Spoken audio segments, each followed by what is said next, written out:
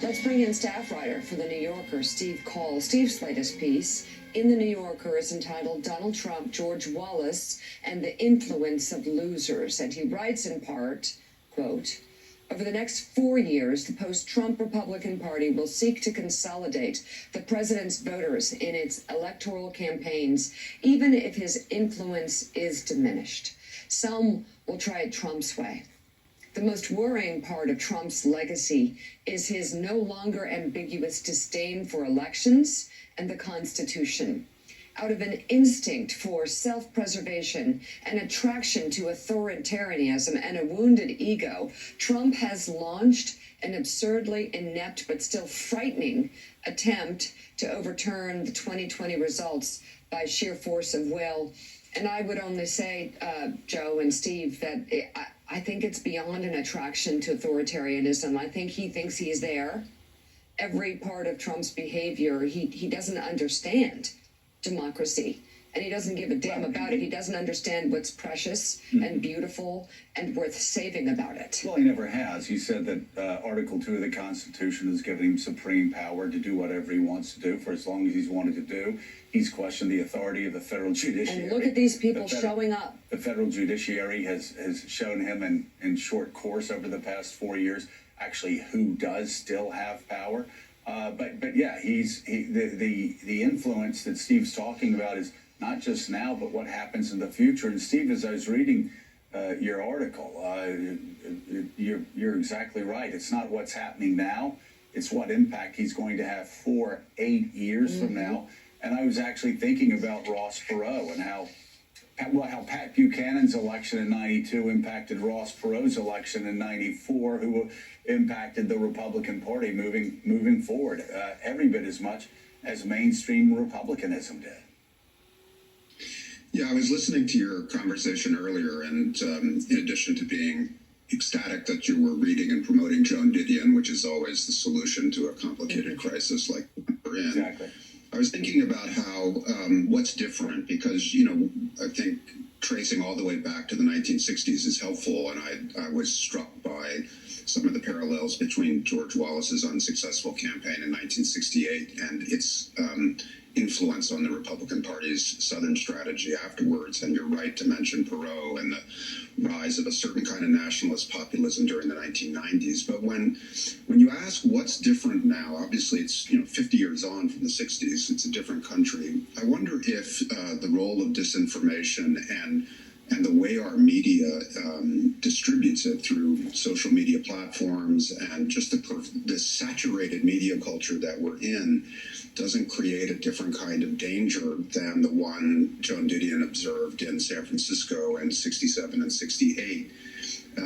This is the part I can't really get my head around. What is the half-life of these lies, this propaganda machine? And, it is a structure.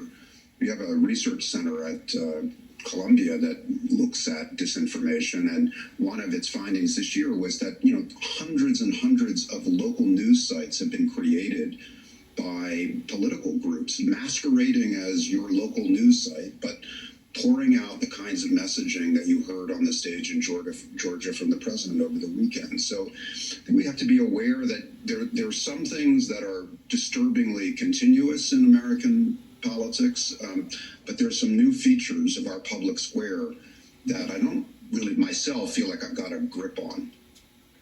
Let me ask Steve this question, then based on that, unlike what happened to Wallace, who clearly tapped into some feelings that were there but ran his course, doesn't the fact that we now have these different social media and other media outlets make it possible that these can become a permanent presence that does not easily disappear from the body politic, because they are addressing something people really feel, but they can continually exploit that?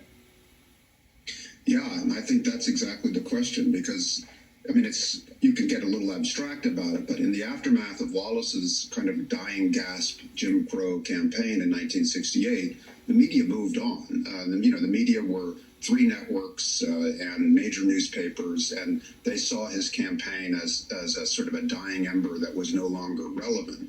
And his voters didn't go away. That we understand clearly now. And Obviously, again, the country has changed a lot in 50 years, and it's not a straight line. But these sources of resentment that can be mobilized into demagogic politics have stayed with us.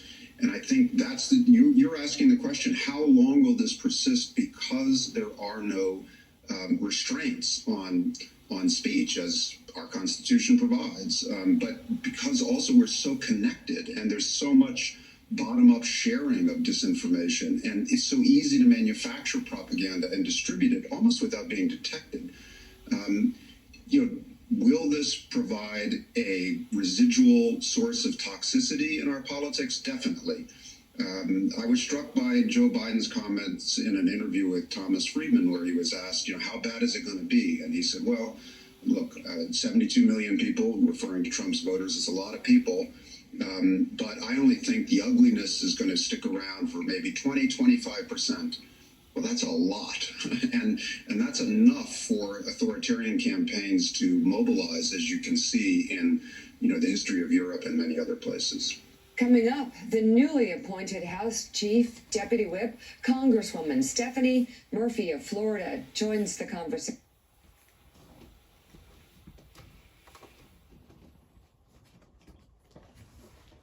Let me make a couple points here. That the Southern strategy continues and has continued. There is a straight line of it continuing. And what is Southern strategy? It uses race to divide people. There's one race, the human race. We need to bring people together.